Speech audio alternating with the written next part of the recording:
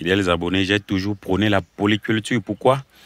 Parce que dans cette petite parcelle de demi-hectare, me voici en train de mettre un sac d'engrais complexe qui m'a coûté 30 000 francs. J'ai dû payer 30 000 francs pour cultiver et 25 000 francs pour le saclage. Et donc, ajouter donc ces 30 000 francs d'engrais, on est déjà au-delà de 80 000. Voyez-vous, en cultivant donc une seule culture, une seule spéculation, notamment le maïs, sur demi-hectare et avec tant de dépenses, personne ne peut s'en sortir à ces conditions-là. Voilà pourquoi j'ai opté pour la polyculture.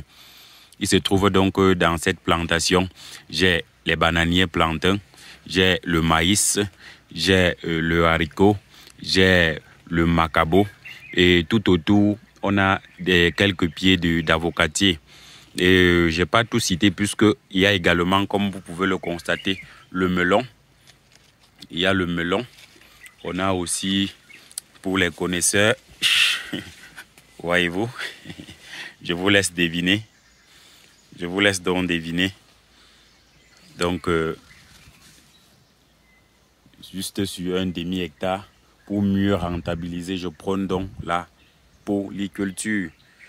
Je ne vous dis pas qu'il y a également cette plante qu'on appelle ici à l'ouest le cuit. Et la liste n'est pas exhaustive. Donc, je vais en rajouter. Il y en aura davantage. Vous pouvez constater plus loin là mes ruches. Oui, puisque je fais donc de l'agriculture associée à l'apiculture. Entendez par là, élevage des abeilles. Oui, tout autour. Dans la plantation et tout autour, j'ai 80 ruches. Pour l'instant, 7 sont habitées, mais d'ici la saison sèche, pratiquement fin saison sèche, on aura au moins la moitié de ces ruches-là colonisées. Et je pourrais donc procéder par une division artificielle pour avoir plus de ruches. Donc l'objectif, c'est d'avoir au total, à la fin, 100 ruches habitées. Donc observez la plantation. Elle est certes bien verte, mais on va encore bien l'approvisionner en termes de matière organique, en termes d'engrais. Et on est sûr que à la fin, on en aura donc pour notre cause. Donc polyculture, pour nous autres qui n'avons pas de grande superficie, je prône la polyculture. Oui.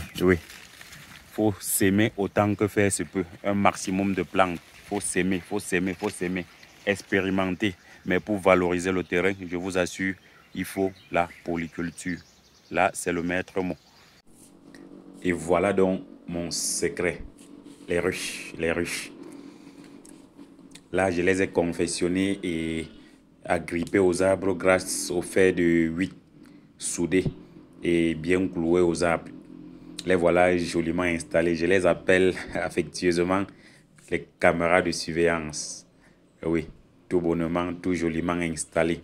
D'abord pour nous produire du bon miel et ensuite pour la pollinisation de nos différentes plantes.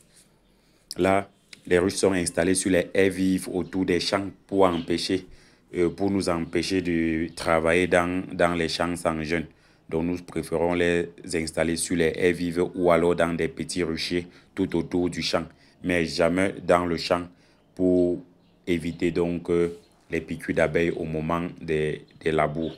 Certains me diront par rapport à la polyculture que les plants sont touffus. Que non, tout est calculé. Chaque plante a besoin des éléments nutritifs bien précis. Dans l'association maïs plus soja, le soja capte par exemple l'azote utile au maïs. Le macabo profite de la canopée du maïs. Les feuilles de melon dans une bananeraie permettent de couvrir le sol et étouffent ainsi la mauvaise herbe. Les fleurs aussi approvisionnent les abeilles en pollen et sont pollinisées en retour par ces abeilles comme cité plus haut. La polyculture nous permet ici là d'avoir des céréales pour nos animaux qui vont à leur tour produire des fientes pour nos champs. Donc un système dans lequel nous sommes gagnants. Mais ici, il faut bien approvisionner le sol. Ici, nous amendons le sol à 2 ou 3 reprises. d'abord au moment de l'ensemencement avec des fuentes de poules, de porcs, de chèvres. Et bien après, nous venons avec l'engrais chimique, notamment le 20-10 NPK. Donc, essayez la polyculture, soyez intelligent. Une polyculture maligne, une association sage qui fonctionnera en symbiose. Entendez par là, association à bénéfice réciproque. C'est tout pour cette vidéo. Merci de l'avoir suivi et merci de nous donner vos avis, suggestions et conseils en commentaire. Nous sommes à votre écoute car nous sommes aussi des éternels apprenants. Ciao.